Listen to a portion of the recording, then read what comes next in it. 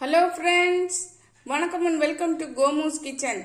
நாம் இன்னைக்கு பார்க்க போகிற ரெசிபி ஒரு வெரைட்டி ரைஸ். வெரைட்டி ரைஸுக்கு தேவையான பொருட்களை பார்த்துடலாம். ஒரு கப் சாதம் எடுத்திருக்கேன். ஒரு மீடியம் சைஸ் வெங்காயத்தை நீல வாக்கில் கட் பண்ணி வச்சுருக்கேன். ஒரு 7-8 பூண்டு பல் எடுத்திருக்கேன். 4 வரமிளகாய் எடுத்திருக்கேன். குடமிளகாயில் பாதி மிளகாய் இருக்குது பார்த்தீங்களா, அதை சின்னதாக கட் பண்ணி வச்சுருக்கேன். அதே மாதிரி தக்காளி, மீடியம் சைஸ் தக்காளியை சின்னதாக கட் பண்ணி வச்சுருக்கேன். 1/2 டீஸ்பூன் கடலைப்பருப்பு, 1/2 டீஸ்பூன் ஜீரகத்தூள், கொஞ்சம் கருவேப்பிலை. ஒரு சின்ன மிக்சி ஜார் எடுத்துருக்கேன். இதில் நம்ம இந்த பூண்டை சேர்த்துடலாம். இந்த மாதிரி இந்த வரமிளகாவையும் சேர்த்துடலாம். இதை அரைப்படுறதுக்காக ஒரு 2-3 வெங்காயம் ஸ்லைஸை சேர்க்குறேன். இதை நல்லா அரைச்சிட்டு காமிக்கிறேன். தண்ணி எதுவும் ஊற்றாமலே அரைக்கணும். இதில் உள்ள ஈரப்பதத்திலேயே அதை அரைப்படணும். குறக்குறப்பாக இருந்தாலும் போதும். அரைச்சிட்டு வந்துட்டேன் பாருங்கள். இந்த மாதிரி குறப்பாக இருந்தால் போதும்.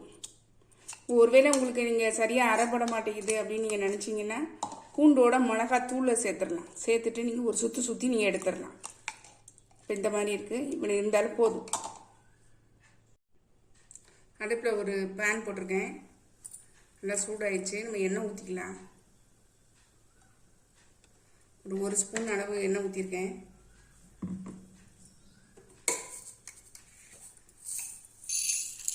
கடுகு சேர்த்துக்கலாம். கடுகு, உளுந்தம் பருப்பு,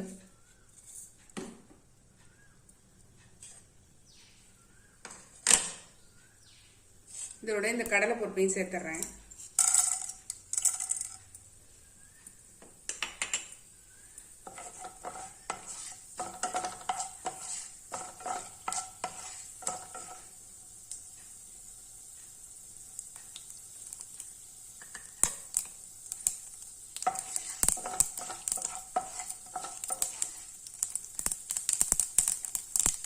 வெங்காயத்தையும் சேர்த்துறேன்.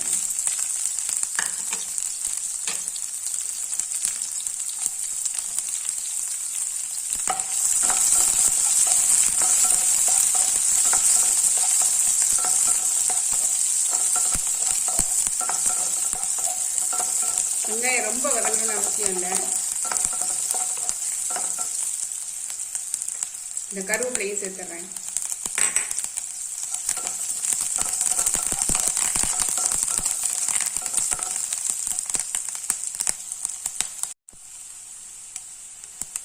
நம்ம இந்த ஸ்டேஜில் குடமிளகாவும் தக்காளியும் ஒன்றாவே சேர்த்துடலாம்.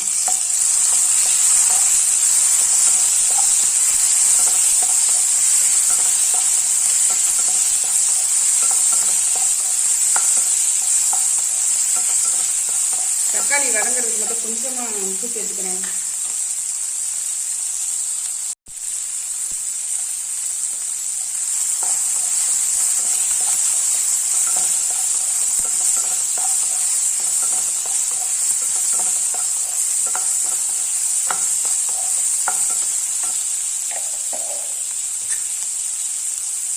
நம்ம இந்த ஸ்டேஜில் இந்த ஜீரகத்தூள் கொஞ்சம் சேர்த்துடலாம்.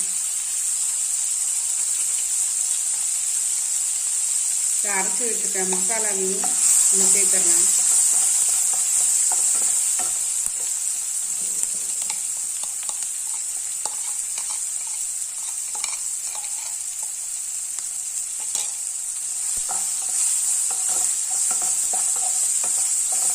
பூண்டு வாசனை சூப்பராக இருக்குங்க.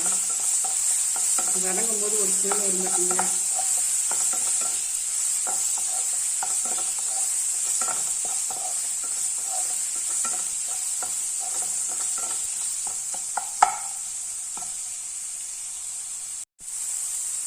தக்காளியும் குடமிளகாய் நல்லா வெந்துருச்சு. நம்ம இந்த சாதத்துக்கு தேவையான உப்பு சேர்த்துடலாம். சாதத்தில் நான் உப்பு போட்டு ஆக்கலை, அதனால சாதத்துக்கு மட்டும் கொஞ்சம் உப்பு சேர்த்துக்கிறேன்.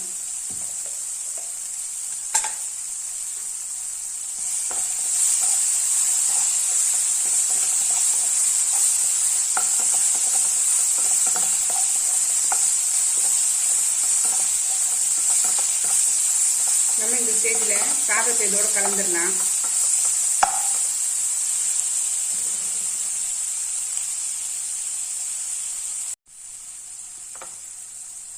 சாதத்தை இதில் கலந்துடுறேன்.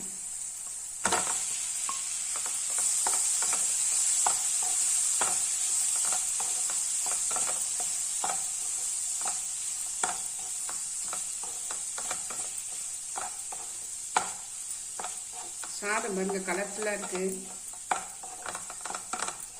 நல்லா க்ரீனு ரெட்டு சாதம் ஒயிட்டாக இருக்கு பாருங்க.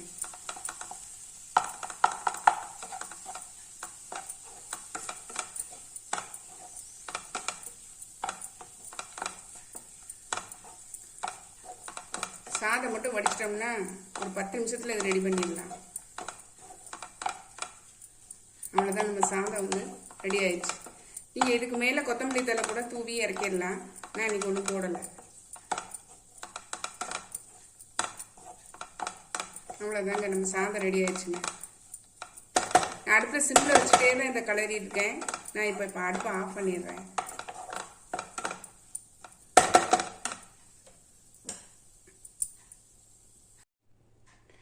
நம்மளுடைய குடமிளகாய் சாதம், அதாவது வெரைட்டி ரைஸ் சூப்பராக ரெடி ஆயிடுச்சுங்க. பாருங்கள், கலர்ஃபுல்லாக இருக்குது.